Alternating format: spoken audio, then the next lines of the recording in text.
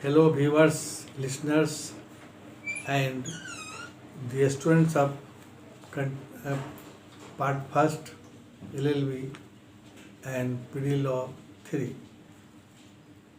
Today, we shall discuss a new chapter, though I have done this chapter also in case of preventive relief. And today we shall discuss specific relief and specific performance of a contract. Specific relief, as the name suggests, that whenever a relief is given to a party who is aggrieved by the act of the other party, then in a special case, such relief is given to him, then this is a kind of special relief. And we have seen in Contract Act a specific performance. In a specific relief, there is a specific performance there, without which nothing is possible so far as relief is concerned. A party or an aggrieved party is the party who seeks the reliefs in such a way that he has no option to have compensation for the damage done by the other party. If the performance of the one party is disappeared or not made by him, by the way,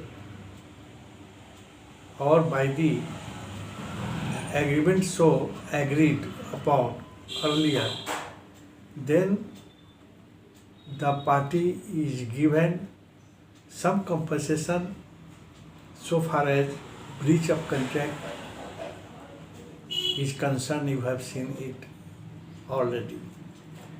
But where the compensation is not sufficient for the damage and the compensation is not adequate, insufficient, in that case only a specific performance, or in other way you can say the specific performance by the parties, that they should perform their legal obligation on their part. Only by that act the party have no risk of getting any damage, and there is no question of compensation as well as a special relief. By the way, so in case of a special relief, there is a question of non-performance of a specific performance, which was to be done by the party. But however, not performing their or his obligation on his or their part, then the result or outcome of the contract is damage. And in that case, with the damage, there is no any compensation, and in compensation there is inadequate or insufficient, so that the aggrieved party is not satisfied with, then only the way is left is to go to the court for redressal of his uh, uh, performance which was not done by the party. And the court thereupon, in his discretion, see or justify that the aggrieved party must be not compensated, but the party has to done the has to do the act by which the agreement has been agreed earlier. So ultimately we can say that the special relief is there where there is a damage without the non-performance of the party, and there is a sign, there is a adequate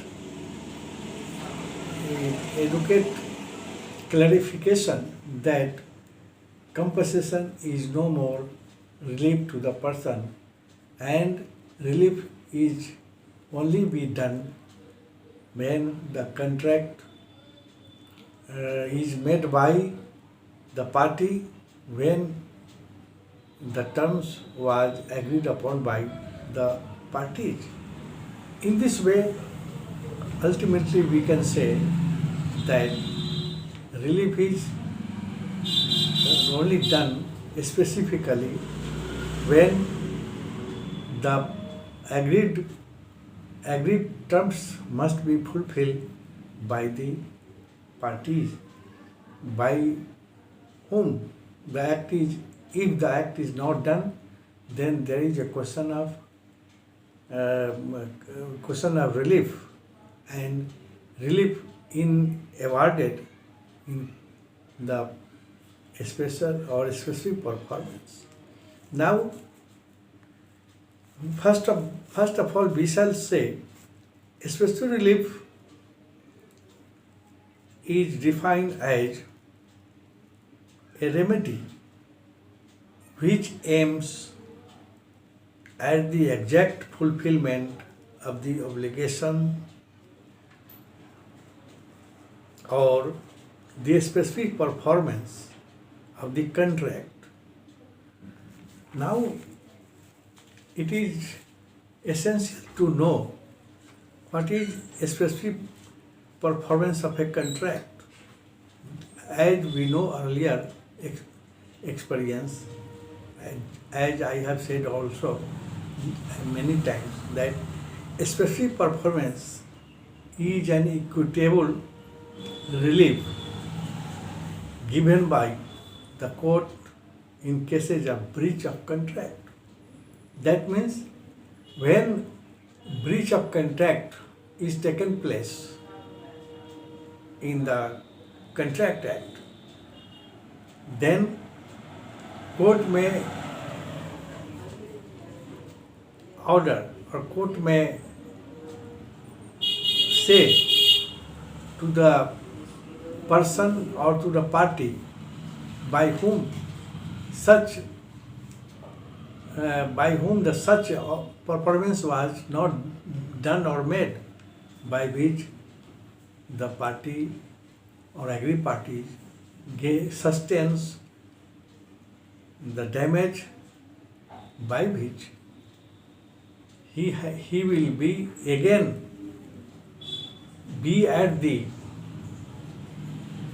same place where before the contract was made he was in that position. In this way, a special performance of contract becomes necessary, and thereby equitable relief is given to the aggrieved parties. Now, a specific performance of any contract may be enforced where there exists no standard of ascertaining damage caused by the non-performance of the act agreed to be done. This is very simple and clear that whenever a party who has to, or he would have been done the act, but by the way he did not do his act, thereby there is a question of damage.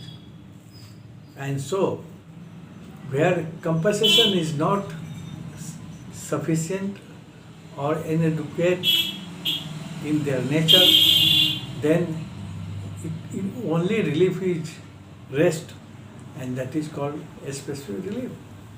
And next point is that where the act agreed to be done is such that the compensation in money for its non-performance would not afford adequate relief.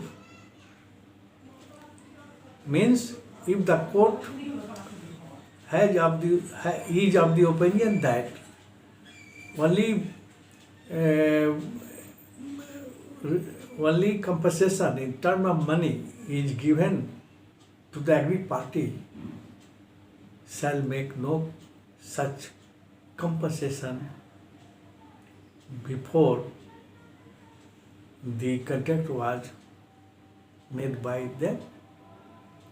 Means where the contract is to be over, before that the parties were at that position, and so court try its best to make the party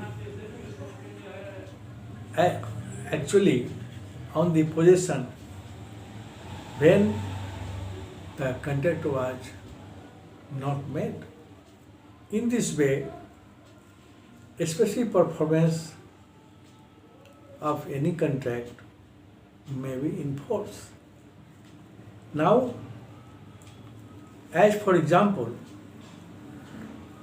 if A agrees to purchase the cow of B and at the time of contract B refuses to sell, then A compels B to sell out the cow, then only this act done by the party is called a special relief in case of example. Now, in a special relief, a special performance is a necessary ingredients of a special relief. In this way, the definition of a special relief is very clear now, and again I repeat it by saying that a special relief is a remedy which aims at the exact fulfillment of an obligation or a specific performance of contract. It is different remedy from general remedy which gives pecuniary compensation only. A special relief is a form of judicial redress. This is specific because the very thing which other party was bound to perform or to forbear. As for example, in this case, again, A agrees to sell a piece of land to B. B pays the agreed price. But A refuses to execute the deed of transfer. uh, now B has right to enforce his right before the competent court to compel A to perform the contract, and thereupon the court gives order not to compensate but to perform specifically, so that the party must get the relief as a party becomes in a position as like he was in the position before the contract was made. I understand you have understood the meaning of associate relief. Now, question arises, what type of contract not specifically enforceable? Means where specific relief is not applicable, and such contract may be point-wise clear. Where a party to the contract has obtained substituted performance of the contract in accordance with the provision of the Act. This is very simple. If the contract was not performed by the party and the aggrieved party is agreed before the court that some other substituted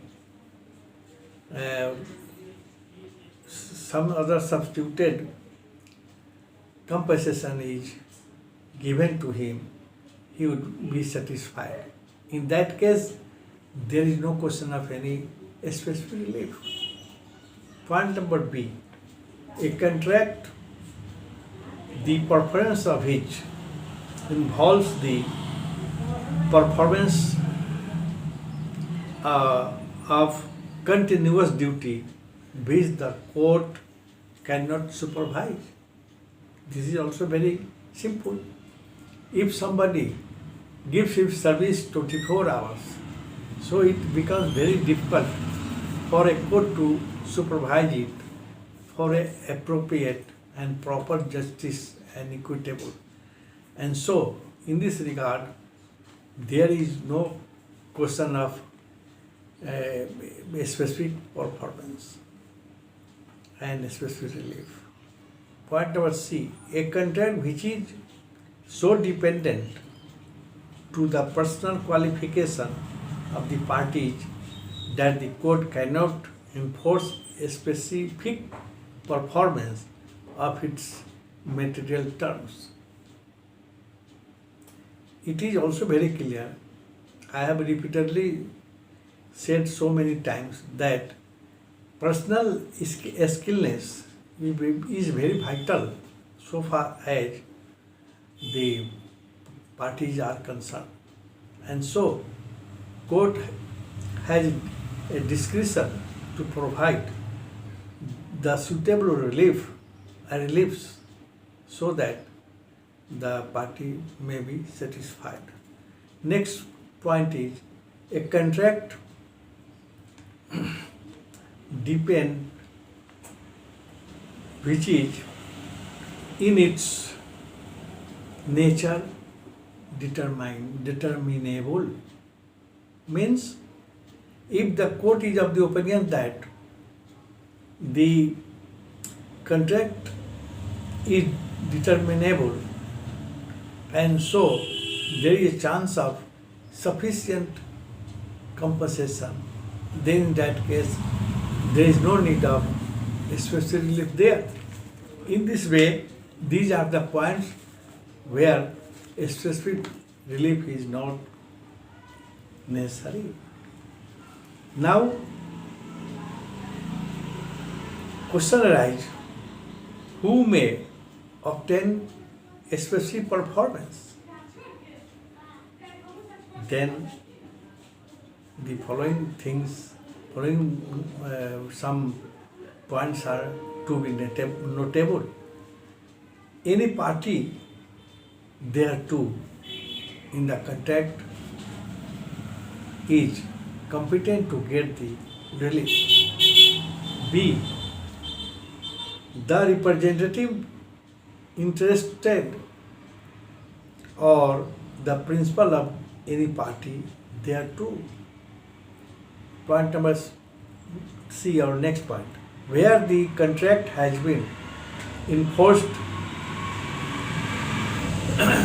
into by a tenant for life in due exercise of a